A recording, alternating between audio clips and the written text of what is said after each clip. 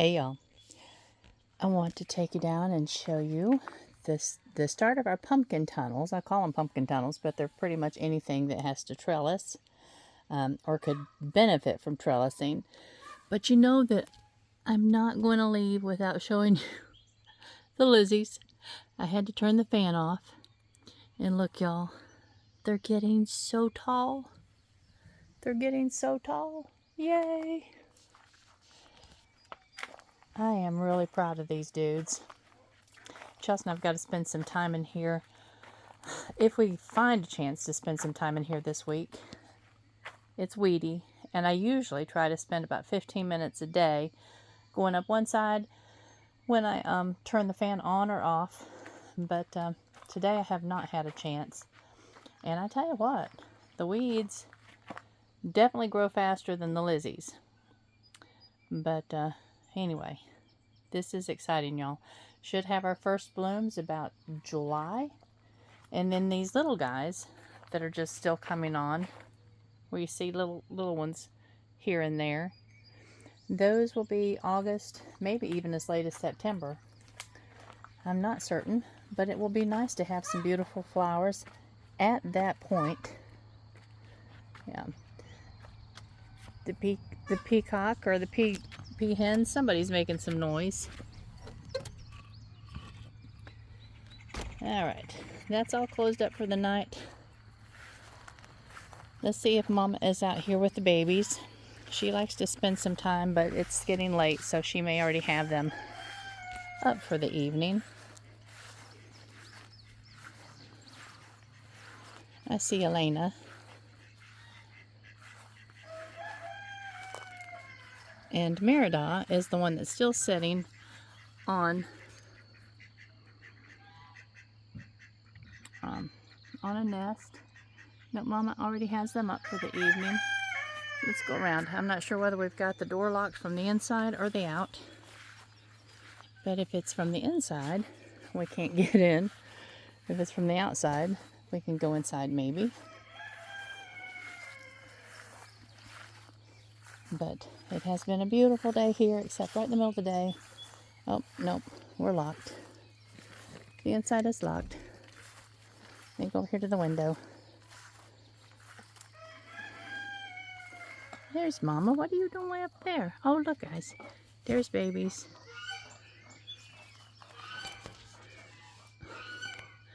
There, it's clearing up a little bit. Oops. If I'm real still. There she goes. She's going to take them back outside. And look at Merida. Oh my goodness. She's still sitting on 8 or 9 eggs. And then all the way over there in the corner, there's another 3 eggs. So someone else is laying another nest. Oh dear. That's all I can say. Oh dear. Alright, let's go down this way.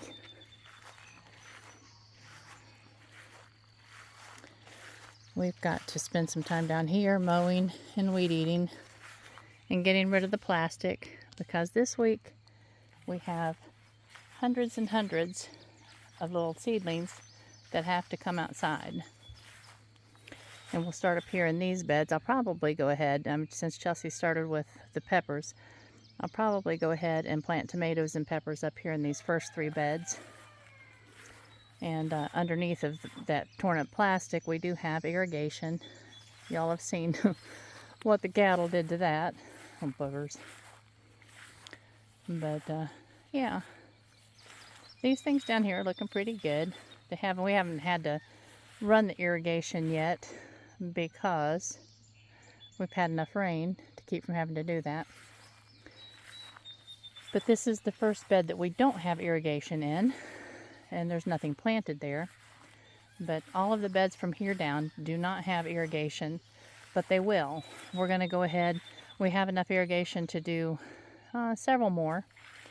So we're going to go ahead and order some more of the irrigation ribbon, whatever it's called, and get these planted, or the irrigation in, as soon as we get them planted.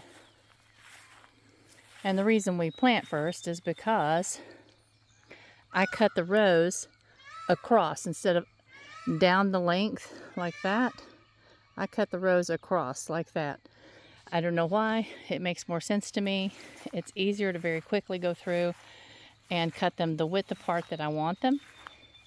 So we'll cut the rows, plant them, and then just feed the ribbon in between. We're only doing like 2 or 4 rows of plants in each bed. So there'll be a plant, a irrigation ribbon, a plant, a space, a plant, an irrigation ribbon, and a plant. So it works. But absolutely, this needs to be mowed. But I think we're going to end up having to go through it with a weed eater because, as you can see, it's pretty soupy. Yeah, that's a mess. That's a mess.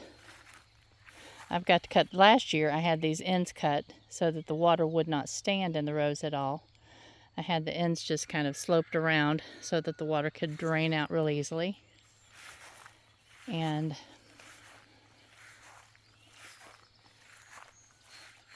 I haven't gotten the ends of these beds. I usually shape the ends of the beds when I plant them or when we plant them.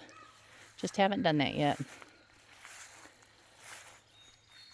But anyway, let me take you over here.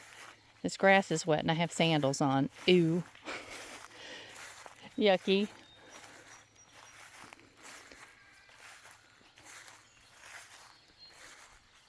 Chelsea and I had our second flower delivery today to the 2 little locations that sell for us. We don't have any stems long enough to do the bouquets, but we do have, we are doing the little mason jar bouquets again. Okay. Now, let me see if I can explain this. What will happen, we have like a placeholder. These pieces of wood that are sticking out between these little beds, it's just a placeholder. And when we get the tunnel part cut, each side will have about a 7-foot 2x6 that will go up from both sides with a piece of wood going across. And there'll be a piece at the end of each row and then a piece where all of those little placeholders are at. So it will connect all the way across. And so we've got these beds set at 6 foot apart. And we're going to just continue on. Instead of leaving a row between the tunnels, we're just going to start on this side and building the tunnel, leaving a 6-foot space for to walk through, and another bed all the way up to that garden. So I think we'll have room for probably 3 tunnels, and we may build tunnels somewhere else. I don't know. We may extend these tunnels out a bit, but we will be growing anything that's a climber, our pumpkins and watermelons, and I want to call them pickles. Our cucumbers, anything like that will be climbing. And what we'll do, the 7-foot, the 2x6s, we will be drilling holes about every 8 to 10 inches. And through those holes, we will thread some of the heavy duty, I call it the bean wire. I don't know what exactly it is, but it's heavy wire that Hugh uses across the top of his bean poles when he is planting beans. And it'll hold a heavy amount of weight. So anyway, those will go all the way down through each of the 7-foot poles and then also across the top. And that will be what the climbers will climb on. And no, there's trouble.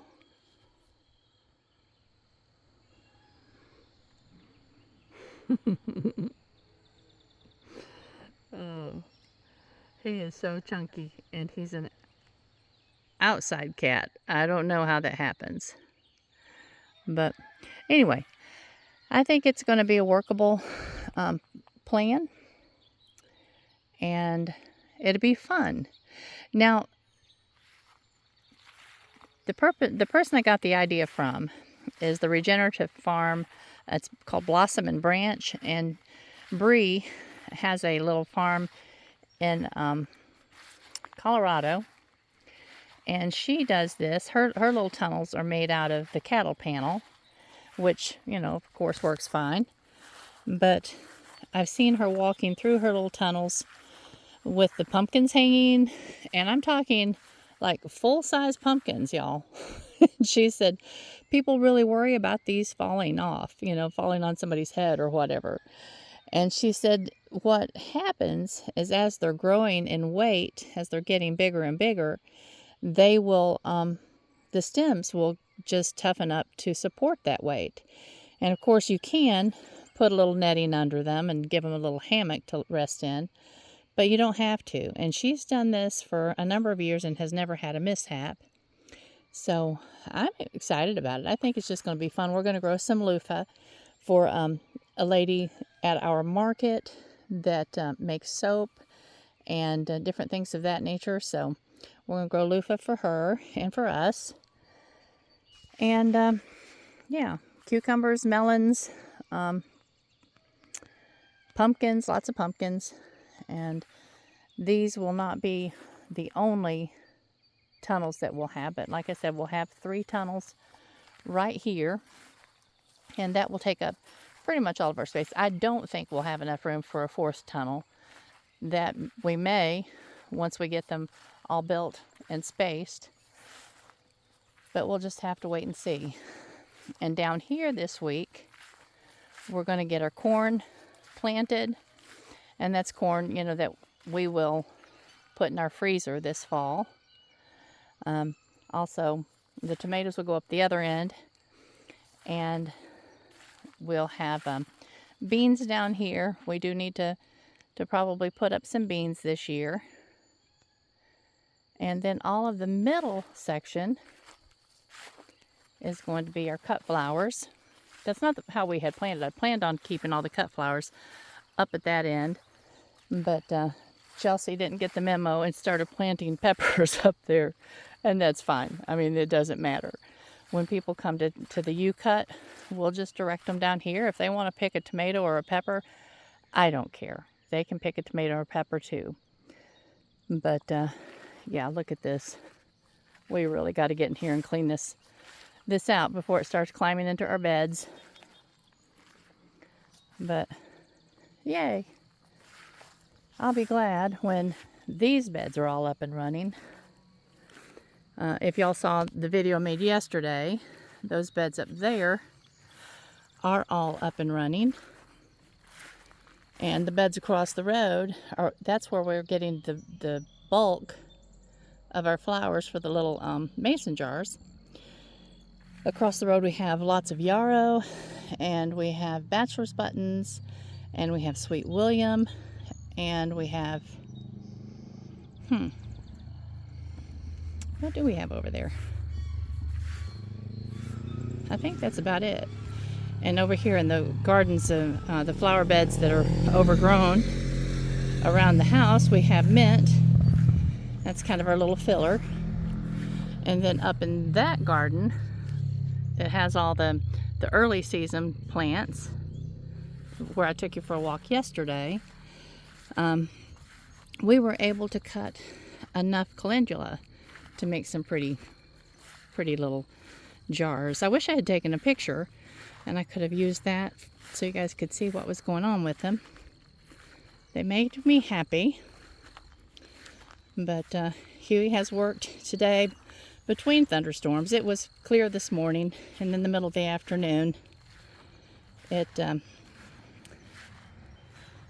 brought us a little, well, it wasn't really a thunderstorm, but a little bit of rain, which we needed. Saved me from having to water. That's always a nice thing.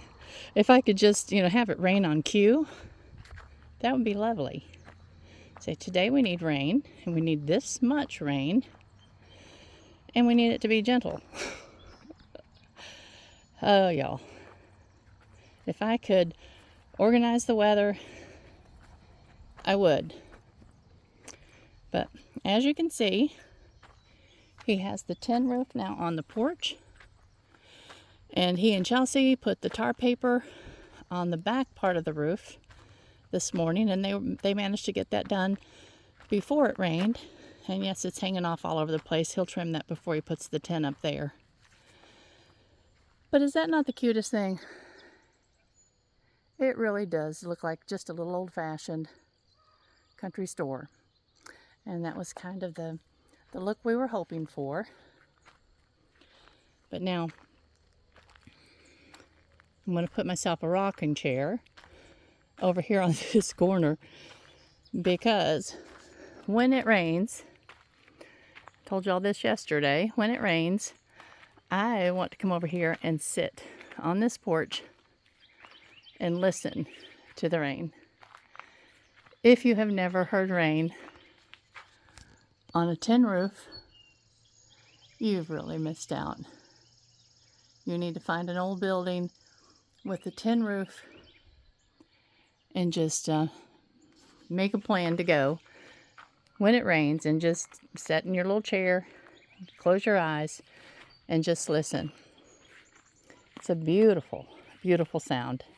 As a matter of fact, I'll tell y'all something personal about me. I sleep with my phone set to a YouTube channel that is, what is it? Gentle rain. It doesn't have the thunder sounds in it. It's just rain. And it's not the pounding rain, because I don't like that. It sounds like bacon frying. But it's just very gentle, soft rain. And I get the best sleep. And one of the reasons I like to have that sound going during the night is because the dogs, they wander around and they'll make noises, and they snore. They snore worse than Hugh or I either one do, I think. So, yeah. That's just, if anybody has any problems sleeping, try to use the gentle rain sound.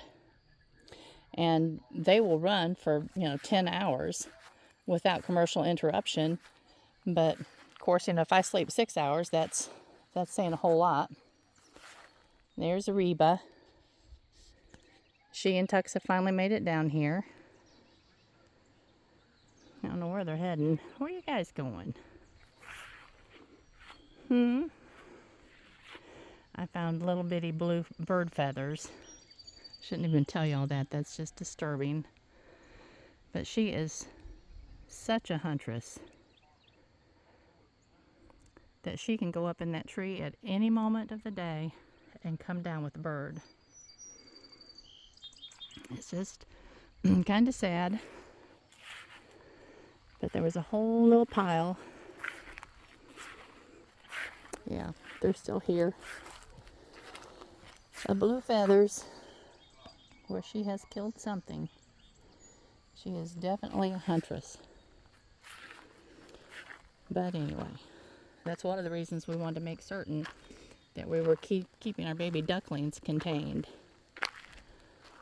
But anyway, now the rest of Jessie has been cutting some of these peonies because she loves them, and she's been putting them in a vase just to enjoy. But what is left, she is letting them just stay on these little bushes, and she's going to save the seed and start the seed this year. Oops, sorry y'all. I forget that I have the screen enlarged, or the zoom lens on, and it ends up being muffled. But this one is a beautiful, just soft pink, and this one is a beautiful magenta. And she wants to save the seed from both of them. And especially since both of these peonies were her grandmother's. Hugh's mama, she was, both of our parents, both of our mothers were green thumbs and loved their flower beds. And both of them would be disappointed with my flower beds, because one is nothing but wood chips and the other one is nothing but weeds. So hopefully that will change over the course of the next month or two. But Hugh said he never remembers these two peonies not being here. But at one time, there was beautiful flower beds all the way down this fence that had a multitude. Irises, my mother-in-law loved irises, and she grew every color you could imagine, even black. She even had black iris. But anyway, it's a beautiful evening. I'm going to go downstairs and get my flowers or my seedlings in the grow room watered quickly, and then I'm going to go upstairs and sit with my honey and just enjoy this evening. All right, y'all. Love you much. Just enjoy your evening. I'll talk to you soon. Bye-bye.